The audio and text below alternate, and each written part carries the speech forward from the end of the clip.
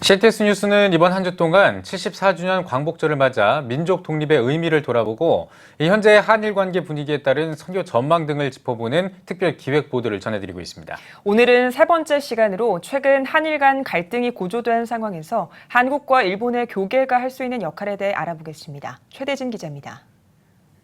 일본이 강제징용공에 대한 우리 대법원 판결을 이유로 경제보복을 시작하며 한일 양국 관계는 광복 이후 그 어느 때보다 첨예한 대립이 이어지고 있습니다. 특히 아베 정부는 천황제를 내세우며 헌법 구조를 개정해 군국주의로 회귀하려는 시도에 우리 시민사회에서는 일본 제품 불매운동과 일본 여행 자제운동이 확산하고 있습니다. 최근 광복절을 앞두고 한국교회 주요 단체에서도 일본 아베 정부의 군국주의와 제국주의를 규탄하는 성명을 발표하는 한편 광복을 위해 헌신한 신앙 선배들의 정신을 따라 나라와 민족의 평화 부흥을 위해 앞장서야 한다는 목소리가 높아지고 있습니다. 한국교회 지도자들은 일본 교회를 도와 일본의 복음화에 앞장서는 것이 먼저라고 말합니다.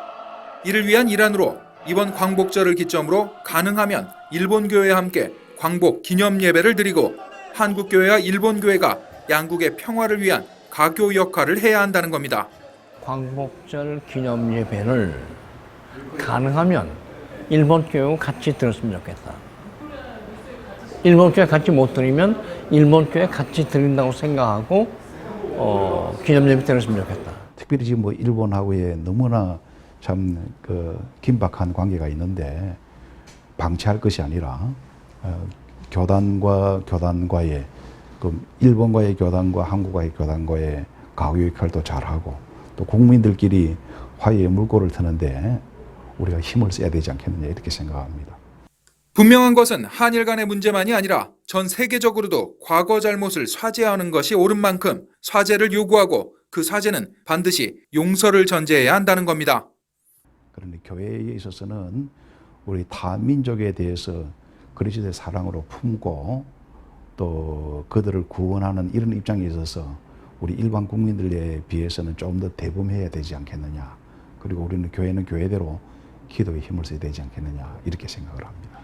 특히 아베 정부를 비롯한 일본의 식민주의적, 제국주의적 구구파의 잘못된 행태를 분명히 비판하는 한편 동북아시아 평화를 위해 한국교회의 노력이 그 어느 때보다 요구되고 있다고 조언합니다. 특별히 과거를 벗고 통일할 경우 한반도 통일은요 동북아 전체 평화가 이루어지지 않는 한 어렵습니다.